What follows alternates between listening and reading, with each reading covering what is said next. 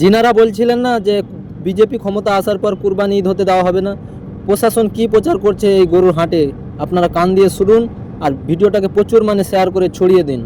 পা দেবেন না, আপনারা নির্দ্বিধায় ব্যবসা করুন, কোনো অসুবিধা নেই।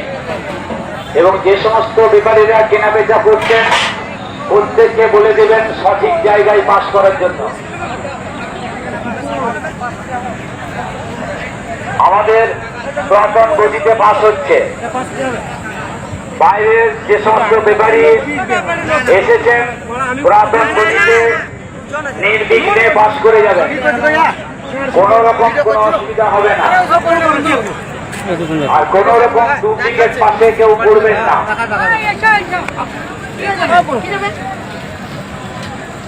ভিডিও করো গরু ধরি লেখবা